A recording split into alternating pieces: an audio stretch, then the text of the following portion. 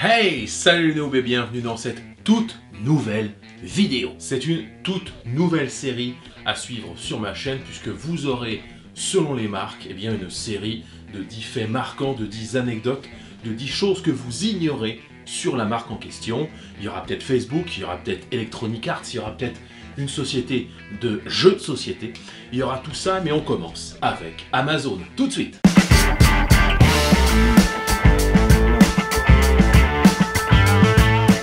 Alors, qui ne connaît pas Amazon? C'est le leader mondial de la vente par Internet. Au départ, simple vendeur de livres en 1995, la société Amazon a commencé à vendre de tout. Mais quand je dis de tout, c'est vraiment de tout. On peut y acheter des vêtements, on peut y acheter des jeux vidéo, on peut y acheter des équipements numériques, on peut y acheter de lumières qui me servent à m'éclairer, on peut y acheter tout ce qu'on veut sur Amazon. Petite info, en 2018, Amazon, c'est 1,6 milliard de dollars de bénéfices. Alors, avec un chiffre d'affaires quand même de 51 milliards. C'est-à-dire qu'en 2018, ils ont beaucoup vendu, mais au final, la marge n'est pas si importante que ça. Amazon, ce n'est pas que le site internet où vous allez acheter des objets divers et variés. Amazon, c'est aussi et c'est surtout une régie de publicité qui va vous permettre, quand vous êtes vendeur et que vous vendez sur la plateforme Amazon, de payer pour remonter dans le classement et d'être ainsi plus facilement acheté. Et Amazon, c'est aussi l'hébergeur qui va stocker sur ses serveurs un tiers des serveurs du monde, un tiers des sites internet, des logiciels du monde. Ça s'appelle Amazon Web Services. Et c'est sûr et certain, vous avez forcément des sites internet ou des logiciels qui passent par ce service. Je vous avais promis des anecdotes, et bien les voici. Première anecdote, on y va. La première anecdote concerne le début de l'histoire d'Amazon. Histoire écrite entre guillemets par Jeff Bezos, le PDG, toujours PDG, de la société Amazon. En effet, à Bellevue, un quartier de Washington, sur l'image Google Street, on peut y remarquer la boîte aux lettres de taille énorme qui est toujours restée, vu la tonne de courriers ou de colis qui arrivaient chaque jour chez lui. Pour rappel, au début, Amazon était une société qui vendait essentiellement des livres et pas tout ce qu'on peut y trouver désormais. Amazon aurait dû s'appeler Cadabra, comme Abracadabra. Hey! Sauf que Jeff Bezos a changé d'avis quelques temps plus tard, car ce mot faisait trop penser à cadavre. On est d'accord? Cadavra, cadaver. Bon, c'est vrai que c'est pas terrible. D'ailleurs, sur le logo, vous le savez certainement, mais la flèche jaune ressemble à un sourire. Ça pourrait aussi faire penser au fleuve. Le vrai intérêt de cette petite flèche, pour info, c'est quand même de dire que chez Amazon, on trouve tout de A à Z, from A to Z, grâce à l'espèce de petite flèche jaune qui vient relier le A de Ama et le Z de Zone. Le premier livre vendu fut Fluid Concepts and Creative Analogies de Douglas. Oh le nom. Ostad. Je le marque. Le 3 avril 1995. À l'origine, comme vous pouvez le remarquer, le logo était beaucoup plus simple, comme on peut le voir à l'image. Dans le livre de Brad Stone, qui parle d'Amazon, appelé The Everything Store, il est indiqué qu'Amazon utilisait une sonnette pour prévenir les employés dès qu'un livre était commandé. Quelques semaines plus tard, elle a dû être retirée car elle sonnait beaucoup trop souvent. Vous imaginez la sonnette qui sonne dès qu'il y a un livre qui est commandé. Alors au début, tout va bien, c'est un peu comme si je mettais une sonnette dès que quelqu'un m'abonne. Pour l'instant, je dirais que ça ne me réveillerait pas tous les matins, mais dans quelques temps, vu que vous allez vous abonner, je serai dérangé tout le temps, et je devrais la retirer. Abonnez-vous!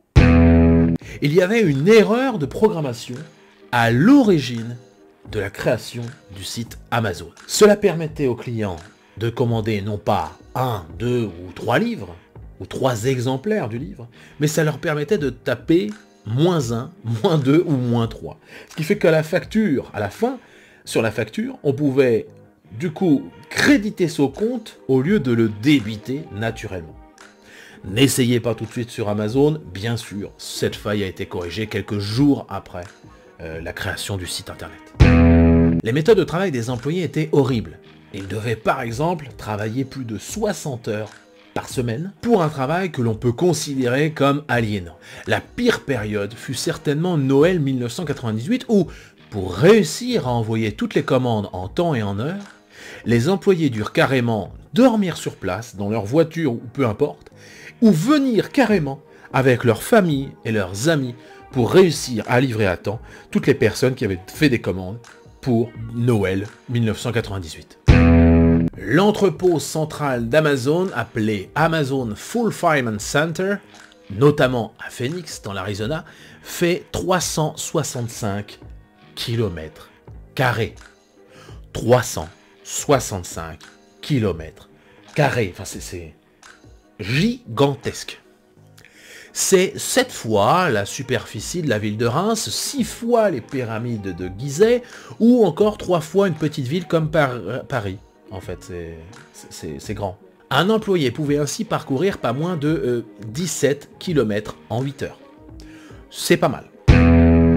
La société a connu une panne en 2013 pendant 40 minutes. Les serveurs ont été inaccessibles et le site internet n'était plus joignable. Le manque à gagner a été de 4,8 millions de dollars, soit à peu près 120 000 dollars chaque minute où le serveur était arrêté. Amazon utilise plus de 45 000 robots dans ses entrepôts géants. Les robots ont été créés par la société Kiva Systems, qui justement s'est fait racheter par une autre société qui s'appelle Amazon en fait, pour 775 millions de dollars. Amazon a révélé faire des tests pour vous livrer vos colis par drone. Ça s'appellera Amazon Air Prime, sachant que Amazon Prime, c'est l'abonnement que vous allez prendre à Amazon et qui vous assure ou qui fait tout pour que vous ayez vos livraisons en une journée maximum. Il n'est pas encore possible de vous faire livrer en pleine campagne de Normandie française ou dans les territoires outre-mer, mais qui sait ce qui pourrait arriver dans les prochaines années. Pour l'instant, les tests permettent d'envoyer un drone à 25 km du point de départ, qui est la plupart du temps un entrepôt Amazon. Ce drone sera 100% électrique et pourra porter un colis jusqu'à 2 kg en moins de 30 minutes. Allez, hop, je commande comment avoir des abonnés sur YouTube. Qu'est-ce que... Wow! Ah, excusez-moi, mon colis vient d'arriver. Merci d'avoir suivi cette vidéo. Je tiens d'ailleurs à remercier tous ceux qui se sont abonnés très récemment. La liste s'affiche à côté de l'écran. Merci à vous, merci à ceux aussi qui partagent la vidéo, ça me fait vraiment plaisir, ça m'aide beaucoup. Sachez aussi que le 30 juin, je vous prépare, le dimanche 30 juin, une vidéo de malade mental.